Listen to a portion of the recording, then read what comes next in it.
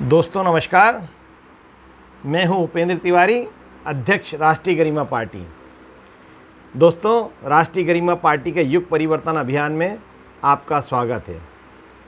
दोस्तों, हम रोज़ कोई ना कोई आपके बीच में एक नई बात रखते हैं और कोशिश करते हैं कि आपको पूरी राष्ट्र की राजनीति से तरीके से अवगत कराएं, जिससे आप समझ सकें कि वास्तव में राष्ट्र में किस प्रकार की राजनीति होनी चाहिए और किस प्रकार की हो रही है।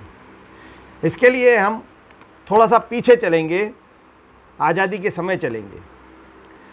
देश को आज़ाद कराने के लिए गांधी जी ने घर घर में जागृति पैदा की, देश के प्रति हर नागरिक को तैयार किया, खड़ा किया।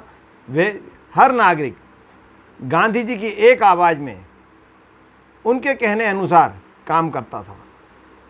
इसके लिए गांधी जी ने पूरे देश की यात्रा की, पैदल पैदल यात्रा की और उस जागृति को इस हद तक लेकर आए कि जब उन्होंने असहयोग आंदोलन चलाया तो गरीब से गरीब आदमी ने अपने घर में विदेशों में बना सामान जला दिया।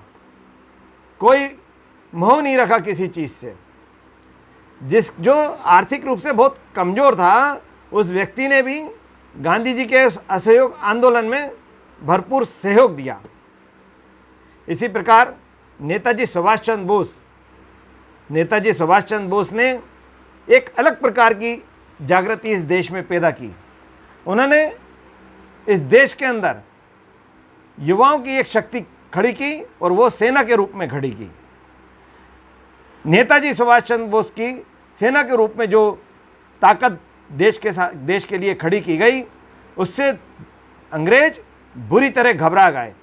एक तरफ गांधी जी के इशारे पे देश के सभी लोग देश के लिए सब कुछ करने को तैयार थे। दूसरी तरफ नेताजी सुभाष चंद्र की सेना अंग्रेजों को घुटने पे लाने के लिए तैयार खड़ी थी। जब ये दोनों स्थितियों का सामंजस्य हुआ तो अंग्रेज घबरा गए और उन्होंने आज़ादी आनन फानन में दी। और जब आज़ादी दी तो उन्होंने एक शर्त रख दी, जिसमें हमारे देश का बंटवारा हुआ और हिंदुस्तान पाकिस्तान टू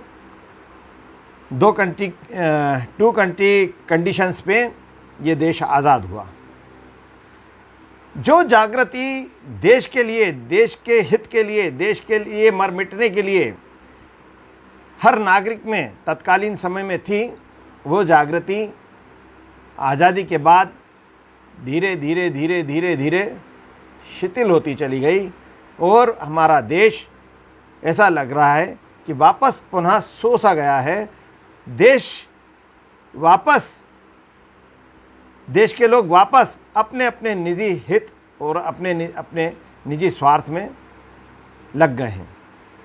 शायद उसी का दुष्परिणाम है कि हम आज विश्व में विकसित देश की श्रेणी में आसानी से खड़े हो सकते थे और कई देश विकसित देशों की श्रेणी में आकर खड़े हुए। बिल्कुल जीरो पे आने के बाद जापान जैसा देश, जिस पे 2 एटम बम गिरे, वह पूरी तरह बर्बाद हो गया था। जापान के लोगों की देशभक्ति ने जापान को वापस शिखर पे लाकर खड़ा किया। क्या हम उस शिखर पर नहीं पहुंच सकते थे? पहुंच सकते थे। क्यों नहीं पहुंचे? ये एक बहुत बड़ा कारण है और इस कारण को हमारे राजनेता कभी हमारी जनता के बीच में नहीं लेके आ पाते। ये कारण है देश का जो संविधान बना, वो संविधान बना था देश की संपूर्ण जनता को हमेशा एक रखने के हिसाब से संविधान बना। देश के सभी लोग मिलजुल कर साथ रहते हुए शांति से देश हित में काम करते रहेंगे तो देश तेजी से विकसित होगा, देश तेजी से आगे बढ़ेगा। लेकिन ऐसा नहीं हुआ। क्यों नहीं हुआ? हमारे राजनेताओं ने चुनाव जीतने के लिए और सत्ता में आने के लिए, सरकार बनाने के लिए जातिगत आधार पर, संप्रदाय आधार पर चुनाव लड़े। हमारे कॉन्स्टिट्यूशन में जबकि ये प्रावधान है कि जातिगत आधार पे और संप्रदाय आधार पे कोई बात राजनीति के तौर पे नहीं की जाएगी, लेकिन इसका खुला खुला उल्लंघन हमेशा हर चुनाव में हुआ और अभी भी हो रहा है।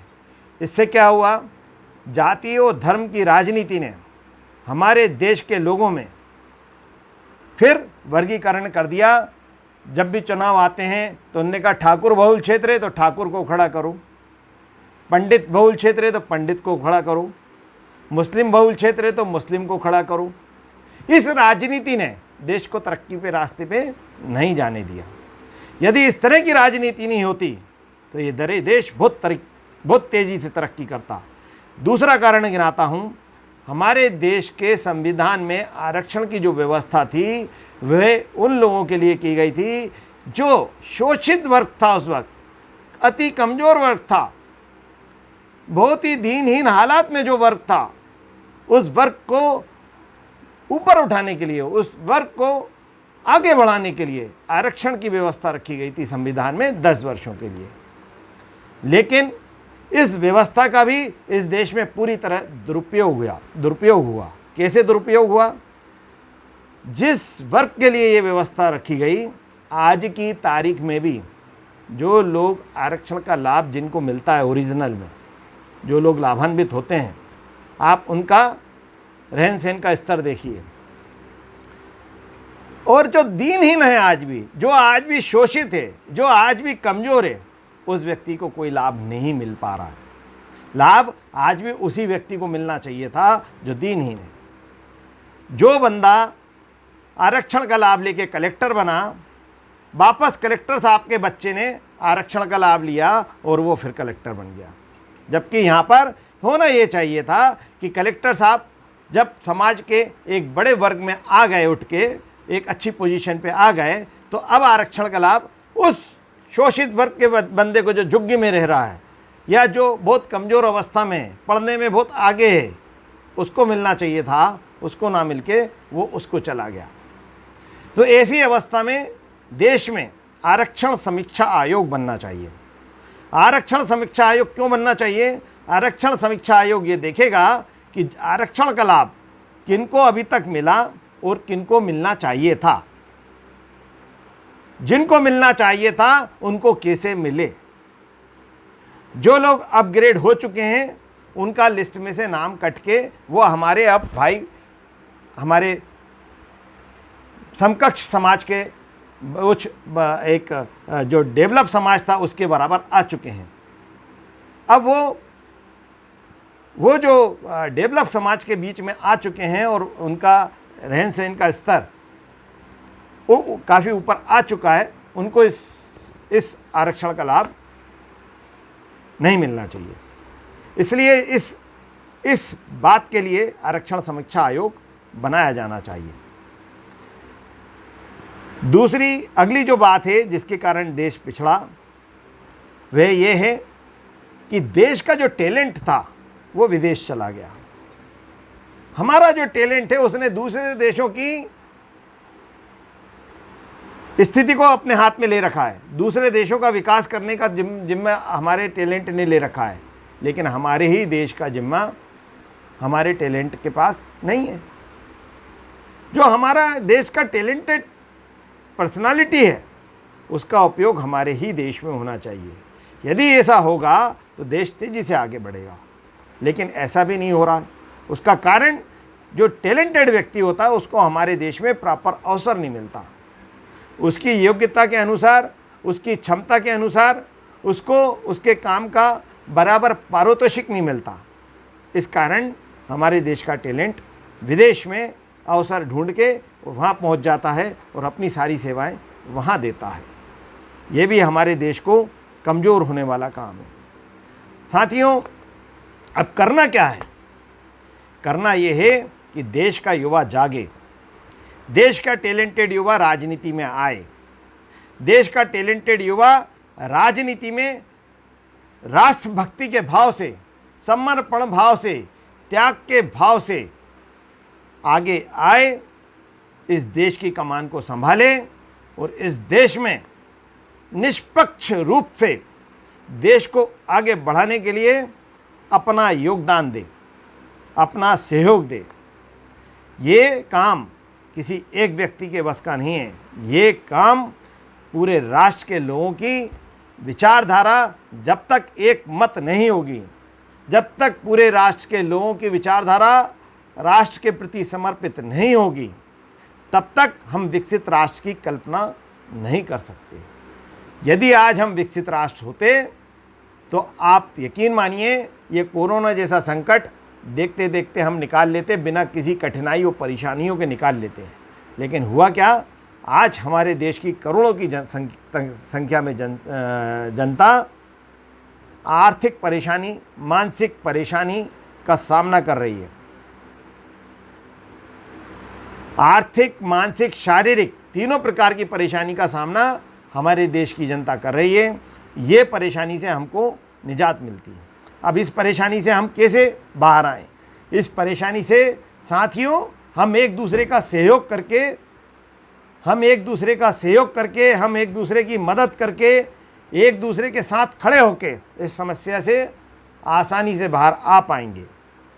इसके लिए हम अगर सरकार की तरफ झांकते हैं या हम सरकार से कुछ आशा रखते हैं तो ये हमारी मूर्खता होगी।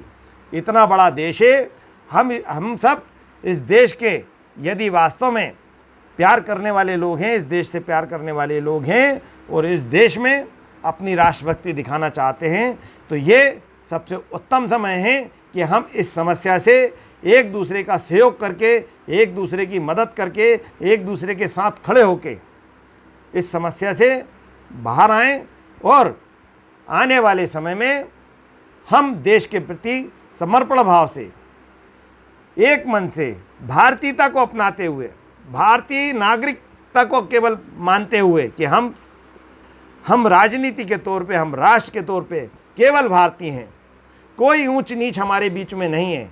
हम इस सारी प्रकार की ऊंच नीच को, सारी प्रकार की जातिगत भेदभाव को भुला के एक मंच से एक साथ होकर काम करेंगे। साथियों, वो दिन दूर नहीं जब ये देश विश्व के शिखर पे विकसित राष्ट्र की श्रेणी में अव्वल रूप से खड़ा मिलेगा। जय हिंद, जय भारत।